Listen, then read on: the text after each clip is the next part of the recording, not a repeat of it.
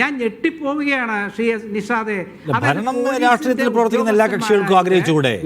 പ്രത്യേകിച്ച് CPM-നെ സംബന്ധിച്ച് ഇന്ത്യയിൽ ഇപ്പോൾ ഇവിടെ മാത്രമേ അവരുള്ളൂ. ഇവിടെ കൂടെ തോറ്റാൽ പിന്നെ അവർക്ക് എവിടെ അധികാരമില്ല. അത് നിലനിർത്താൻ വേണ്ടിയുള്ള ഒരു പോരാട്ടം അവർക്ക് നടത്താവുന്നതാണ്. അതിനെ ഭരണം ആഗ്രഹിക്കുന്നു എന്നത് സുധാകരൻ്റെ പോലും ആഗ്രഹം എന്താണ്? ഭരണമാണ്.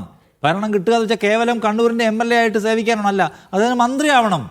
ഇപ്പോൾ അദ്ദേഹത്തിന് പ്രത്യേകിച്ച് ആ നിലയ്ക്കുള്ള പവറൊന്നുമില്ല. അപ്പോൾ മന്ത്രിയാകാൻ ആഗ്രഹിക്കുന്ന പ്രമുഖർ അതിനകത്തുണ്ട്. വേറെ MP-മാരില്ല എന്നാണോ ഈ ഡൽഹിയിൽ പോയി സമ്മർദ്ദം ചെലുത്തുന്ന ആൾക്കാർ? ഇപ്പോഴും ഈ സ്ഥാനാർത്ഥി പട്ടിക എന്തായിരുന്നു VD സതീശൻ പറഞ്ഞ പുതുയുഗ യാത്ര പൂർണ്ണമാകുമ്പോൾ സ്ഥാനാർത്ഥി പട്ടിക പ്രഖ്യാപിച്ചു കഴിയും. ഇടയ്ക്ക് അദ്ദേഹം ഒരു കാര്യം പറഞ്ഞു, ഓരോ ജില്ല കവർ ചെയ്യുമ്പോഴും ആ ജില്ലയിലെ സ്ഥാനാർത്ഥികളെ പ്രഖ്യാപിച്ചായിരിക്കും കടന്നു പോകുക എന്ന്. ഇപ്പോഴും പറ്റിയിട്ടില്ലല്ലോ. കാരണം എന്താണ്? അവിടെ പിടി നടക്കുകയാണ് അതിനകത്ത്. ആ പ്രശ്നം കോൺഗ്രസിനകത്തുണ്ട്. ടീം UDF നല്ല വാക്കാണ്, കൊള്ളാം. പക്ഷേ ആ സാധനമൊന്നും അവസാനത്തോടെ അടുക്കുമ്പോൾ അങ്ങനെ പൂർണ്ണമായിട്ടുണ്ടെന്ന് പറയാൻ കഴിയില്ല. എല്ലാവർക്കും ഉണ്ട് മോഹം. കാരണം ഇത്തവണ കിട്ടിയേക്കും എന്നൊരു മൂഡ് വന്നിട്ടുണ്ട്.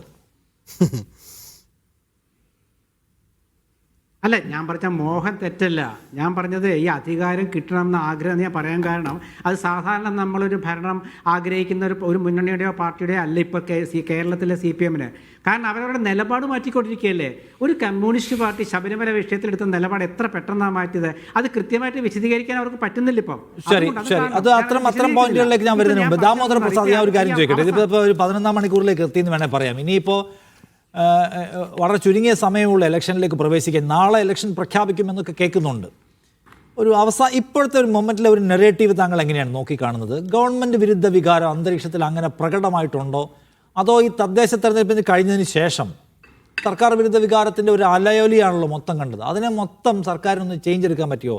വമ്പൻ ഡെവലപ്മെൻറ്റൽ പ്രോജക്റ്റുകൾ, അതിൻ്റെ ഉദ്ഘാടന പരിപാടികൾ, സർക്കാരിൻ്റെ പരസ്യങ്ങൾ, മൊത്തത്തിൽ സർക്കാർ സീനൊന്ന് മാറ്റിയോ? ഒരു കാര്യം നമ്മൾ ശ്രദ്ധിക്കേണ്ടത്, അതായത് സാധാരണഗതിയിൽ തെരഞ്ഞെടുപ്പ് ആസന്നമായ സാഹചര്യങ്ങളിലൊക്കെ നമ്മൾ കണ്ടുവരുന്ന ചരിത്രം എന്താ വെച്ചിട്ടുണ്ടെങ്കിൽ കോൺഗ്രസിനകത്ത് ധാരാളം വിമതരുണ്ടാകുന്നു. കോൺഗ്രസിൻ്റെ എതിർ റിബൽ സ്ഥാനാർത്ഥികളുണ്ടായിരുന്നു, അവർ ഡൽഹിയിൽ പോകുന്നു. നമുക്കറിയാലോ, മുമ്പ് തെരഞ്ഞെടുപ്പ് നമ്മൾ ഓർക്കുന്നത് ആറന്മുളയിലൊക്കെ അവസാന നിമിഷത്തിൽ സ്ഥാനാർത്ഥിയെ മാറ്റിയതൊക്കെ, മാലിയത്ത് ശല്ലാദേവി എന്ന സ്ഥാനാർത്ഥിയെ മാറ്റി അവസാന നിമിഷം മാറ്റി അറിയാം. പക്ഷേ അത്ഭുതകരമാണെന്നുള്ളതാണ് ഒരു അത്ഭുതകരം എന്ന് പറയാൻ പറ്റിയ. ഈ പ്രാവശ്യം രാഷ്ട്രീയ നിരീക്ഷകരടക്കം കാര്യം മാറിപ്പോയത് ഇടതുപക്ഷത്തിനാണ്. അത് ഒരു പ്രധാന ട്രെൻഡാണ് ഈ തെരഞ്ഞെടുപ്പിന്. പ്രത്യേകിച്ച് പഞ്ചായത്ത് തെരഞ്ഞെടുപ്പ് നമ്മൾ കാണുന്നൊരു കാര്യം, നമ്മൾ നോക്കുമ്പോൾ ഐഷ പോറ്റി പോകുന്നു. എല്ലാം ഇന്നലെ G. സുധാകരൻ നടത്തിയ പ്രസ്ഥാനിക്ക് ഏറ്റവും ഇഷ്ടപ്പെട്ടൊരു കാര്യം പറയാം, അധികാര സന്യാസിനുള്ളതല്ല. അതൊരു വസ്തുതയാണ്. ഇപ്പോൾ ഈ രാഷ്ട്രീയ പ്രവർത്തനം നടത്തുന്ന ആൾക്കാരൊന്നും ത്യാഗോചരമായി, നമ്മൾ ഈ പാർലമെൻറ്റ് രാഷ്ട്രീയത്തിൽ ഇപ്പോൾ P. കൃഷ്ണപിള്ളയുടെ കാലത്തല്ലോ ജീവിക്കുന്നത്, ത്യാഗോചരമായ ജീവിതം നയിക്കാനൊന്നല്ല. അത് ബഹുമാനപ്പെട്ട എല്ലാ ആൾക്കാരും ഉൾപ്പെടെ അധികാരം എങ്ങനെ ഉപയോഗിക്കുന്നു, ആർക്കൊണ്ട് ഉപയോഗിക്കുന്നതാണ് ക്വസ്റ്റ്യൻ. അതുകൊണ്ട് ഈ സന്യാസ ജീവിതത്തെക്കുറിച്ചൊന്നും UDF-ന് അവകാശവാദം ഉണ്ടാവില്ല, LDF-ന് അവകാശവാദമില്ല, BJP-ക്ക് ഒട്ടും ഉണ്ടാവില്ല. കാര്യം അവിടെ മണ്ഡലം എന്താണ് എന്ന് പറയാം, മറ്റേ ഇതുണ്ടല്ലോ, LK അദ്വാനി പോയിരുന്ന സ്ഥലത്തു നിന്നൊക്കെ അപ്പുറം പ്രായപരിധിയും കഴിഞ്ഞിട്ട് അവിടെ അതിനൊന്നും ഇരിക്കാൻ തയ്യാറില്ലാത്ത ആൾക്കാരും RSൻ്റെ സമുന്നത നേതാവിന് വരെ എക്സംഷനാണ് കൊടുത്തിട്ടുള്ളത്. അപ്പോൾ അധികാരം എന്നുള്ളത് ത്യാഗോചരമായ സന്യാസ ജീവിതം ആഗ്രഹിക്കുന്ന ആൾക്കും ഇല്ല, നമുക്ക് എല്ലാവർക്കും അറിയാം. അതവിടെ നമുക്ക് ആ ചർച്ചയില്ല. പക്ഷേ പ്രധാനപ്പെട്ട കാര്യം, സമീപകാലത്ത് കണ്ടുന്ന കാര്യം, അത് സാധാരണ ഒരു ഇടതുപക്ഷ പ്രസ്ഥാനം നടക്കുന്ന കാര്യമല്ല. കാര്യം അധികാരത്തിന് വേണ്ടിയാണെങ്കിലും UDF-ലേക്കും പോവുക എന്നുള്ളത്, രാഷ്ട്രീയ നിരീക്ഷകരായി വന്ന ആൾക്ക് ഒരാൾ BJP-യിലേക്കാണ് പോയത്, BJP-ക്ക് വേണ്ടി. അപ്പോൾ ഒരുപക്ഷെ വലിയ പ്രശ്നം ഇതിനകത്തുണ്ട്. എന്താ പറയുക, അത് ഇപ്പോൾ തന്നെ നമ്മുടെ ബഹുമാനപ്പെട്ട ഇടതുപക്ഷ നിരീക്ഷകനായ രാജേഷ് ചെറുപ്പാട് സംസാരിക്കുന്ന കൂട്ടത്തിൽ അദ്ദേഹം അറിയാതെ പറഞ്ഞാണെന്ന് സംശയിക്കുന്നത്. ഞാൻ പറയുന്നത്, കേരളത്തിൽ ഭരണ അധികാരത്തിൽ വരാൻ സാധ്യതയുള്ളതുകൊണ്ടാണ് സുധാകരൻ മാറാൻ തിരിച്ചു വരാൻ സാധിക്കുന്നത്. എന്ന് വെച്ചാൽ അങ്ങനെ ഒരു അന്തരീക്ഷത്തിൽ അപ്പോൾ UDF വരാനുള്ള സാധ്യത നിലനിൽക്കുന്നു എന്നൊരു തോന്നൽ പ്രതീതി സൃഷ്ടിച്ചിരുന്നു.